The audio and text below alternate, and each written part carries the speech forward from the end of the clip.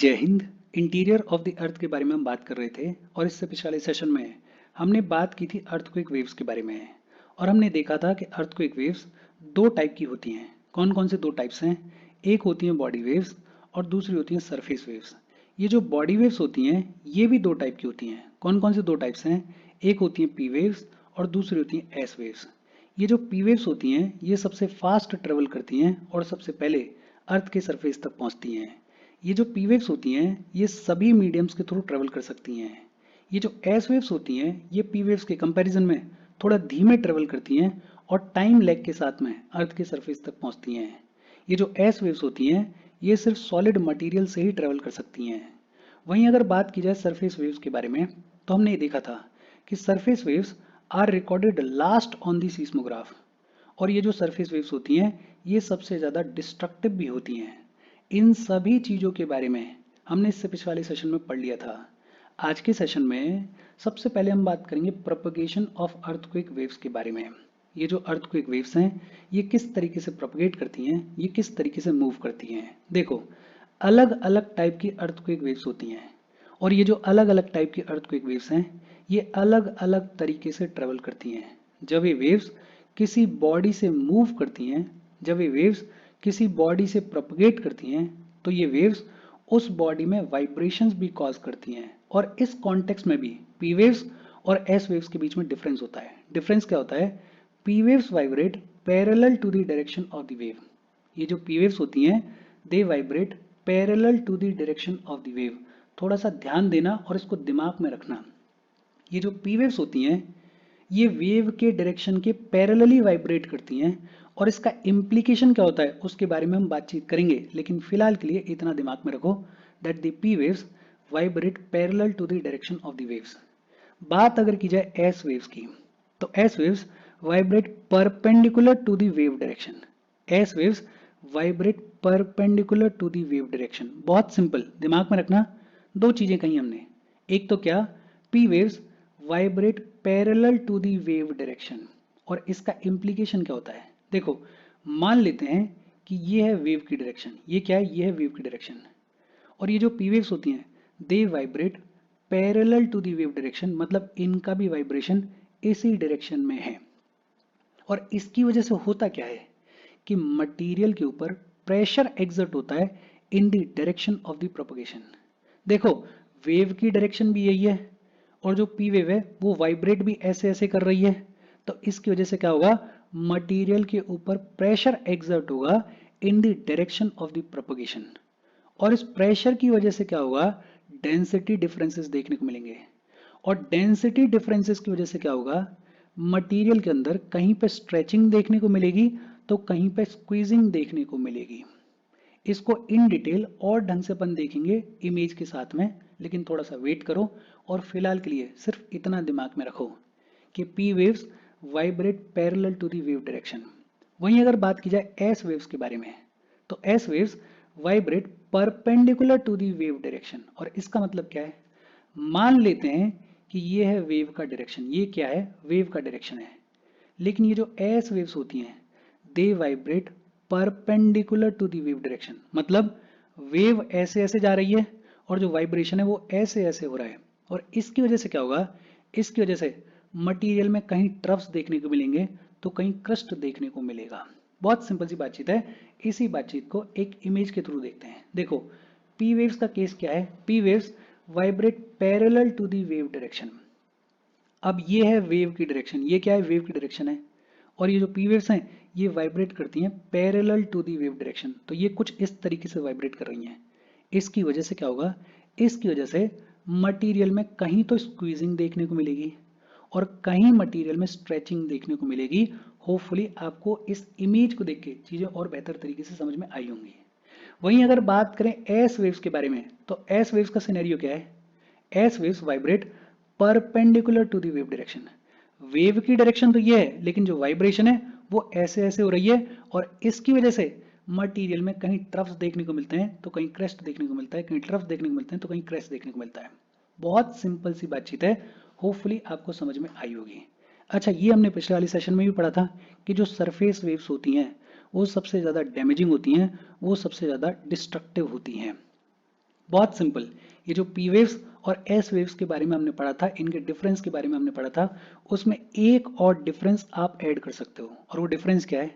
P waves vibrate parallel to the direction of the wave, while S waves vibrate perpendicular to the wave direction।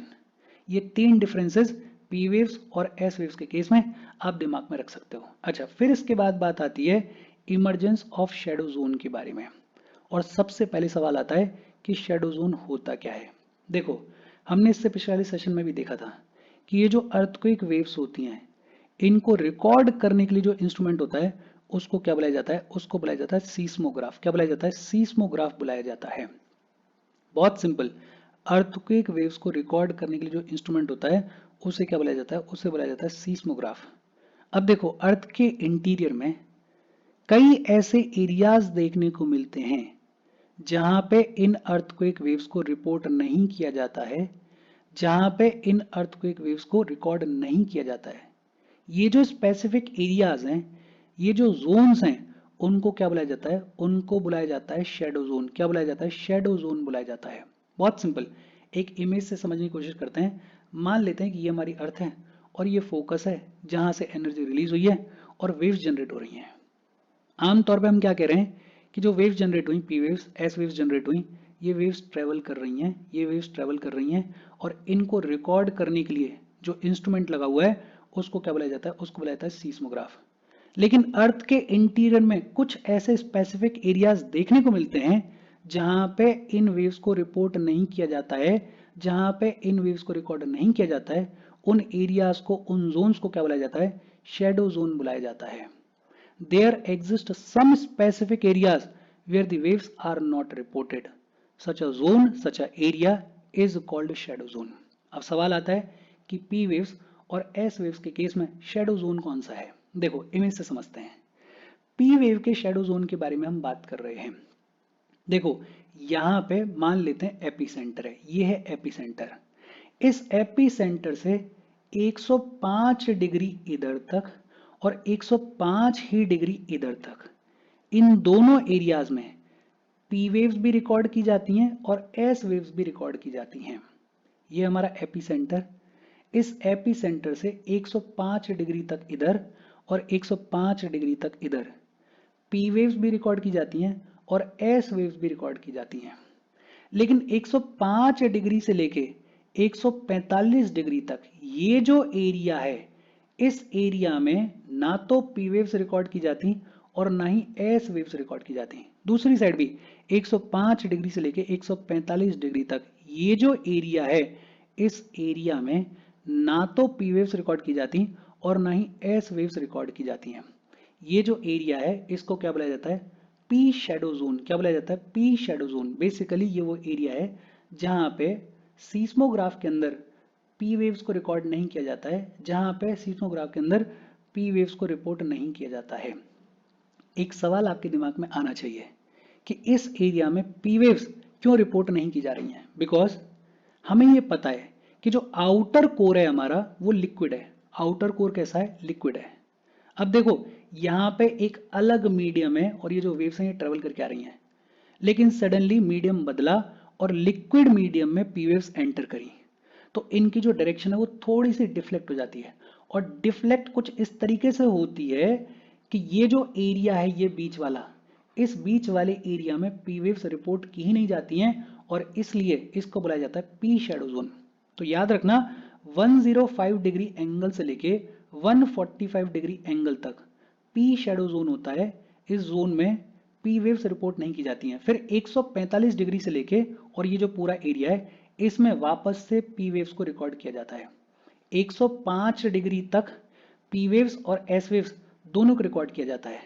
105 degree से लेके 145 degree तक ना तो P waves को record किया जाता, ना ही एस वेव्स को रिकॉर्ड किया जाता।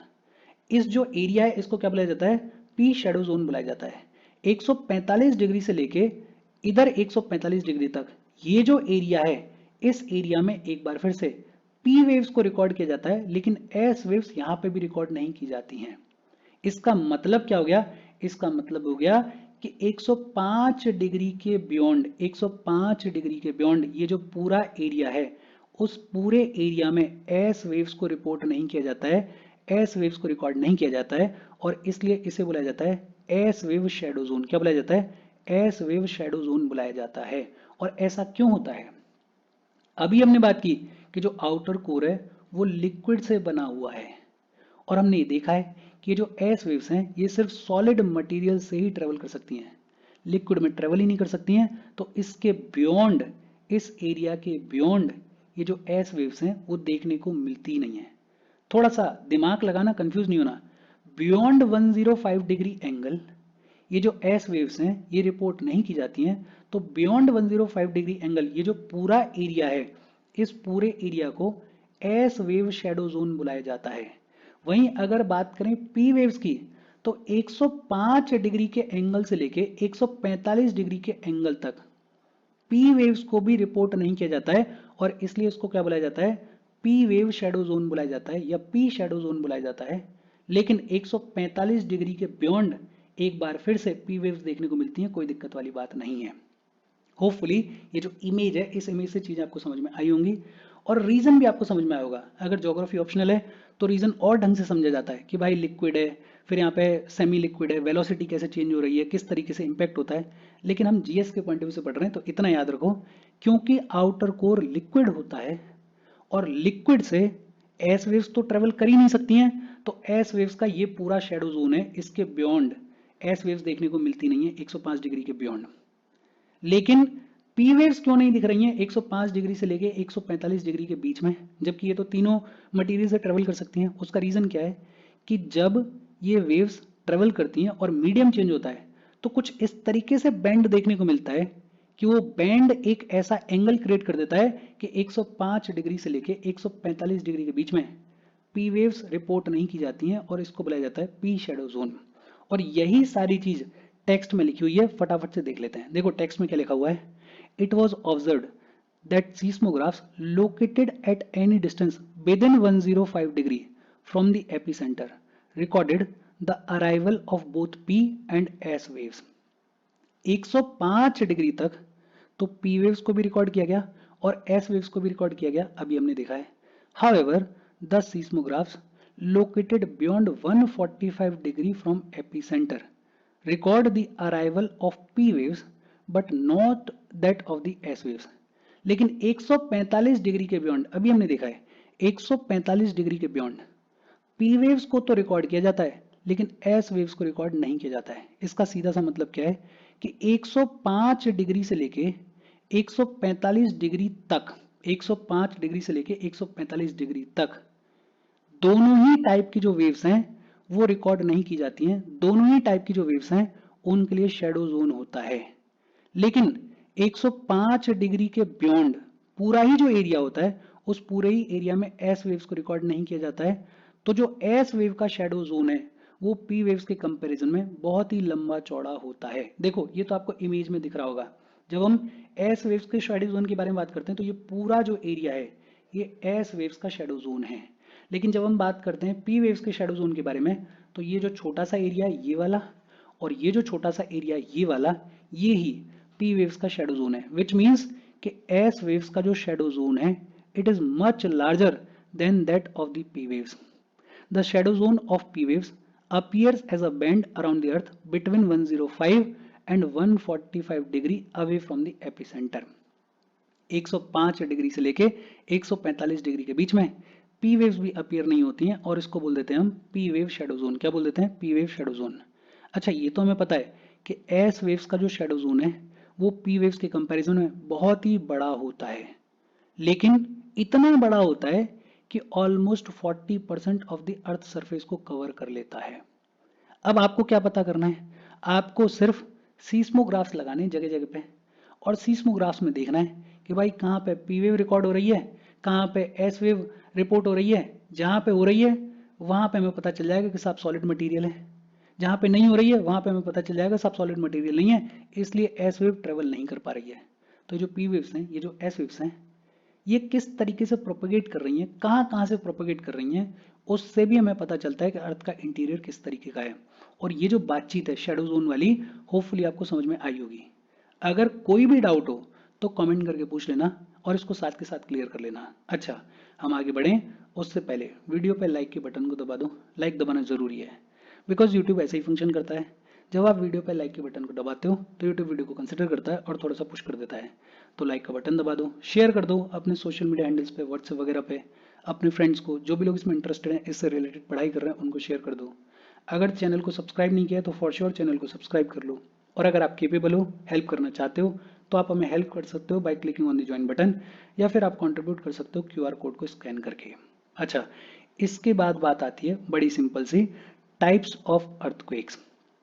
अर्थक्वेक के टाइप्स देखो, सबसे पहला और सबसे कॉमन टाइप है टेक्टोनिक अर्थक्वेक। बेसिकली जब फॉल्ट प्लेन के अलोंग रॉक्स स्लाइड करती हैं, रॉक्स एक दूसरे से अलग जाती हैं, तो जो अर्थक्वेक जनरेट होता है उसको बुलाया जाता है टेक्टोनिक अर्थक्वेक। बेसिकली प्लेट्स का मूवमेंट, रॉक्स का मूवमेंट, उसकी वजह से जो अर्थक्वेक जनरेट हो रहा है उसको क्या बुला रहे हैं? टेक्टोनिक अर्थक्वेक बुला रहे हैं। दूसरा होता है वॉल्केनिक अर्थक्वेक। ये जितने भी एक्टिव वॉल्केनोज के एरियाज हैं जहां पे वॉल्केनिक एक्टिविटीज होती रहती हैं, जहां पे वॉल्केनोज इरप्ट होते हैं, उसकी वजह से जो अर्थक्वेक्स देखने को मिलते हैं उनको बुलाया जाता है वॉल्केनिक अर्थक्वेक। क्या बुलाया जाता है? Volcanic earthquake. देखो, दो हमने पढ़े, एक हमने बात की टेक्टोनिक अर्थक्वेक के बारे में। जब फॉल्ट प्लेन के अलोंग रॉक स्लाइड करती हैं, रॉक्स एक दूसरे से दूर जाती हैं, तो जो अर्थक्वेक जनरेट होता है उसको बुलाया जाता है टेक्टोनिक अर्थक्वेक। दूसरा हमने बात की वॉल्केनिक अर्थक्वेक। ये भी बेसिकली एक तरीके का टेक्टोनिक अर्थक्वेक है, लेकिन हाँ, ये उन एरियाज में अकर होता है जहां पे एक्टिव वॉल्केनोज होते हैं, जहां पे वॉल्केनिक एक्टिविटी देखने को मिलती है। तो वॉल्केनिक एक्टिविटी वाले एरियाज में जो अर्थक्वेक्स आ रहे हैं उनको अपन बोल देते हैं वॉल्केनिक अर्थक्वेक्स। फिर इसके अलावा एक होते हैं कोलैप्स अर्थक्वेक्स। ऐसे एरियाज जहां पे इंटेंस माइनिंग एक्टिविटी होती है। इस इंटेंस माइनिंग एक्टिविटी की वजह से कभी कभी क्या होता है, रूफ्स कोलैप्स हो जाती हैं। कभी कभी क्या होता है, माइनर ट्रेमोर्स देखने को मिलते हैं। और ये जो ट्रेमोर्स हैं, ये जो अर्थक्वेक्स हैं, इनको क्या बुलाया जाता है? कोलैप्स अर्थक्वेक्स बुलाया जाता है। भाई माइनिंग एक्टिविटी हो रही है, आप जमीन को खोदते जा रहे हो, अचानक से बैलेंस खराब हो गया और वो जो पूरी माइन है वो कोलैप्स हो गई, और उसकी वजह से जो ट्रेमोर्स फील करने को मिलते हैं उनको बुलाया जाता है कोलैप्स अर्थक्वेक।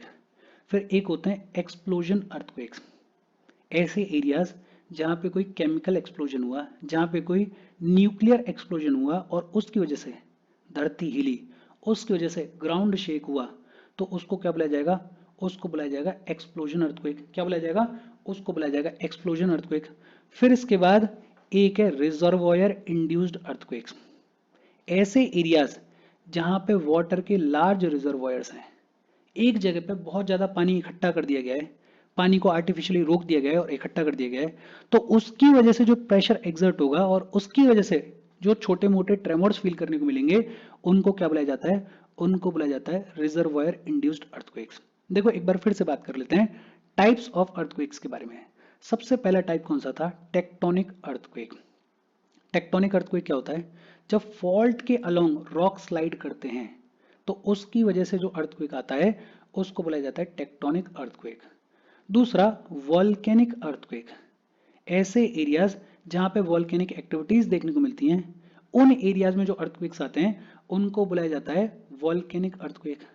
तीसरे होते हैं कोलैप्स अर्थक्वेक। ऐसे एरियाज जहां पे इंटेंस माइनिंग एक्टिविटी देखने को मिलती है और इस माइनिंग एक्टिविटी की वजह से कभी कोलैप्स हो गया, कभी कोई छोटा मोटा ट्रेमोर आ गया, तो जो अर्थक्वेक होता है उसको क्या बुलाया जाता है? उसे कोलैप्स अर्थक्वेक बुलाया जाता है। फिर एक चौथा होता है, चौथे का नाम होता है एक्सप्लोजन अर्थक्वेक। ऐसे एरियाज जहां पे कोई केमिकल एक्सप्लोजन हो गया या कोई न्यूक्लियर एक्सप्लोजन हो गया और उसकी वजह से जो अर्थक्वेक देखने को मिलता है उसको बुलाया जाता है एक्सप्लोजन अर्थक्वेक। और लास्ट होता है रिजर्वॉयर इंड्यूस्ड अर्थक्वेक। ऐसे एरियाज जहां पे कोई वाटर का लार्ज रिजर्वॉयर है और इस रिजर्वॉयर के प्रेशर की वजह से अगर कोई ट्रेमोर फील करने को मिल रहा है तो उसको बोलते हैं रिजर्वॉयर इंड्यूस्ड अर्थक्वेक। बहुत सिंपल सी बातचीत है, होपफुली आपको समझ में आई होगी। फिर इसके बाद बात आती है मेजरिंग अर्थक्वेक्स के बारे में। देखो, जब अर्थक्वेक्स को मेजर करने की बात आती है तो इनको या तो मैग्नीट्यूड के बेसिस पे मेजर किया जाता है या इंटेंसिटी ऑफ द शॉक के बेसिस पे मेजर किया जाता है। मैग्नीट्यूड के बेसिस पे जब किसी अर्थक्वेक को मेजर किया जाता है तो जो मैग्नीट्यूड स्केल यूज की जाती है उसको बुलाया जाता है रिटर स्केल। क्या बुलाया जाता है? रिटर स्केल बुलाया जाता है। The magnitude scale used to measure the earthquakes is known as Richter scale. ये जो मैग्नीट्यूड होता है, this relates to energy release during the earthquake. Magnitude basically क्या है? कितनी एनर्जी रिलीज की गई ड्यूरिंग द अर्थक्वेक। और जो मैग्नीट्यूड होता है उसको एक्सप्रेस किया जाता है नंबर्स में, 0 से लेके 10 के बीच में। तो मैग्नीट्यूड स्केल कौन सी है? Richter scale. और मैग्नीट्यूड का नंबर कितने से कितने तक होता है? 0 से 10 तक होता है। और जो इंटेंसिटी स्केल होती है उसको नेम किया गया है मर्सेली के आफ्टर। मर्सेली स्केल बोल सकते अपन। तो मर्सेली जो कि एक इटालियन सीस्मोलॉजिस्ट हैं, उनके नाम के ऊपर इंटेंसिटी स्केल को नेम किया गया है। तो अपन क्या बोल देते हैं? मर्सेली स्केल बोल देते हैं। और ये जो मर्सेली स्केल है इसमें रेंज रखी गई है 1 से लेके 12 तक। कितने तक? 1 से लेके 12 तक। और इंटेंसिटी स्केल बेसिकली देखती है कि कितना डैमेज कॉज किया अर्थक्वेक ने। तो देखो, अर्थक्वेक को एक तो मैग्नीट्यूड के बेसिस पे मेजर किया जा सकता है, दूसरा इंटेंसिटी के बेसिस पे मेजर किया जा सकता है। जो मैग्नीट्यूड स्केल है उसको बुलाया जाता है रिटर स्केल। क्या बुलाया जाता है? Richter scale. और ये जो मैग्नीट्यूड है इसको 0 से 10 तक के बीच में रखा गया है। और ये जो मैग्नीट्यूड स्केल है ये देखती है कि कितनी एनर्जी रिलीज हुई अर्थक्वेक के दौरान। और दूसरी इंटेंसिटी स्केल, इसको क्या बुला देते हैं? इसको बुला देते हैं मर्सेली स्केल। और मर्सेली स्केल में जो रेंज रखी गई है वो रखी गई है 1 से 12 तक। और ये जो मर्सेली स्केल है इसमें देखा जाता है कि अर्थक्वेक की वजह से कितना डैमेज क्रिएट हुआ। बहुत सिंपल सी बातचीत है। फिर इसके बाद बात आती है इफेक्ट्स ऑफ अर्थक्वेक्स के बारे में। इफेक्ट्स ऑफ अर्थक्वेक, देखो ये तो हमें पता ही है कि ये जो अर्थक्वेक होता है ये एक नेचुरल हजार्ड होता है, नेचुरली अकर होने वाला हजार्ड है। और इसके बहुत डैमेजिंग इफेक्ट्स होते हैं, बहुत हजार्डस इफेक्ट्स होते हैं। जैसे ग्राउंड शेकिंग देखने को मिलती है, धरती हिलती है। डिफरेंशियल ग्राउंड सेटलमेंट देखने को मिलता है। लैंडस्लाइड्स देखने को मिलती हैं, मड स्लाइड्स देखने को मिलती हैं। सॉइल लिक्विफिकेशन देखने को मिलता है। कहीं कहीं तो ऐसा होता है कि मिट्टी पानी की तरह बहती है, तो सॉइल लिक्विफिकेशन देखने को मिलता है। ग्राउंड लर्चिंग देखने को मिलती है। एवलांचेस देखने को मिलते हैं। एवलांचेस मतलब स्नो स्लाइड, तो एवलांचेस देखने को मिलते हैं। ग्राउंड डिस्प्लेसमेंट देखने को मिलता है। अब अर्थक्वेक के आने की वजह से कभी डैम टूट जाएगा, कभी कोई लेवाई फेलियर हो जाएगा, और उसकी वजह से फ्लड्स भी देखने को मिलती हैं, फायर्स भी देखने को मिल सकती हैं, स्ट्रक्चरल कोलैप्सेस होते हैं, घर मकान सब टूट जाते हैं, ऑब्जेक्ट्स गिरते हैं, फॉलिंग ऑब्जेक्ट्स देखने को मिलते हैं, और सुनामी भी देखने को मिलती है।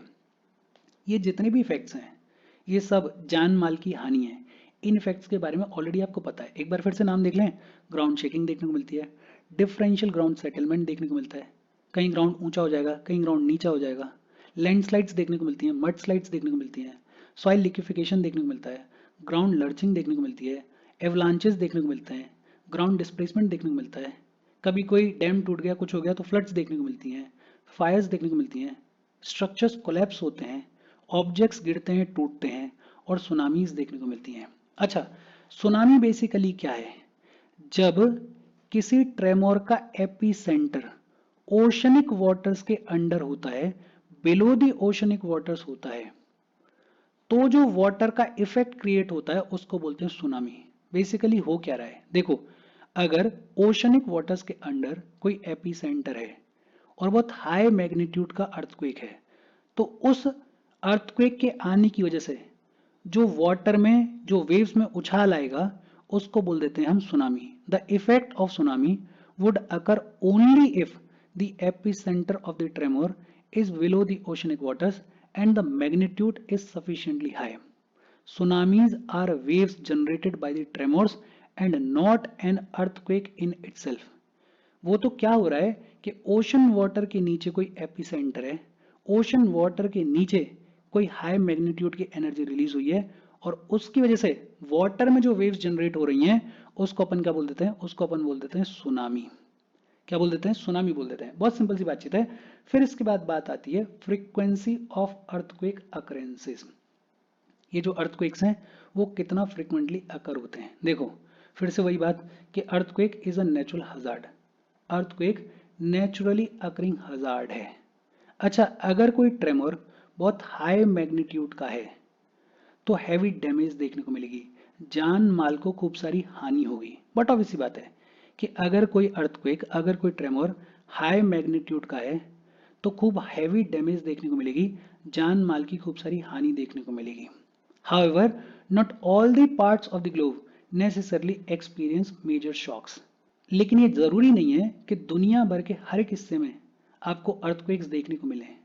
हमारे पूरे दुनिया में कुछ एक जोन्स हैं जहां पे अर्थक्वेक्स फ्रिक्वेंटली देखने को मिलते हैं।